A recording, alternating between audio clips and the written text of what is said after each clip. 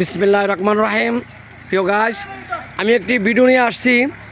আমার দারোরা থেকে নবপুর যে রাস্তাটা হাবের সাহেবের বাড়ির সামনে দিয়া এই পুষ্কুনির পাড়ে যে রাস্তাটা মানুষ যাতায়াতের জন্য অসংখ্য মানুষের কষ্ট হয়।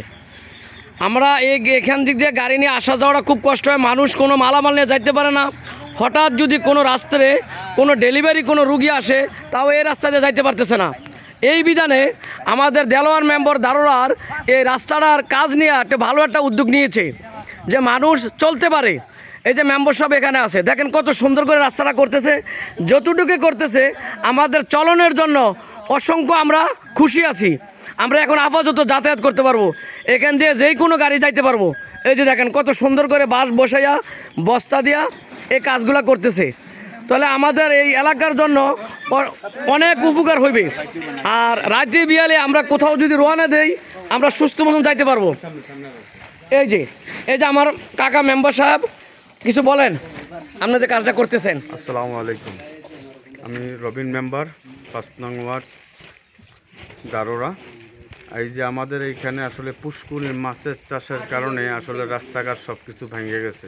এই পাকা রোড এত বড়, এই কাজটা তো সরকারি বড় বরাদ্দের কাজ। তো যা হোক, আমাদের ইউনিয়ন পরিষদ থেকে আমাদেরকে হেল্প করা হয়েছে। এই হিসাবে সরকারের তরফ থেকে আমি আজকে এই রাস্তা উদ্বোধনের কাজের স্টার্টিং করছি। আশা করি আর 2 দিন লাগবে কাজ করতে।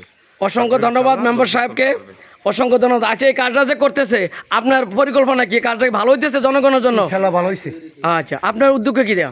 ইনশাআল্লাহ খুব ভালো করতেছে। আচ্ছা, আমরা সবাই মিলে এখানে যারা কাজ করতেছে, সামনে আরও জায়গা আছে, সবাই আমরা দোয়া করব মেম্বার সাহেবের জন্য, যেন এই ধরনের কাজ আমাদেরকে আরও সেবা দিতে পারে। এই যে সামনে আরও আছে, আরেকটি কাজ আছে বৈদ্যের বাইত, এই যে আপনার বরবাড়ির থেকে যে রাস্তাটা গেছে, সেই রাস্তাটারও কাজ চলতেছে। 2টি কাজ একসাথে নিয়েছে আমাদের মেম্বার সাহেব। সবাই ভালো থাকবেন, আমার মেম্বার সাহেবের জন্য দোয়া করবেন, যাতে আরও এই জনগণের জন্য আরও সেবা দিতে পারে। সবাই ভালো থাকবেন, আমার চ্যানেলটা লাইক কমেন্ট শেয়ার করবেন। আসসালামু আলাইকুম ওয়া রাহমাতুল্লাহি ওয়া বারাকাতুহু।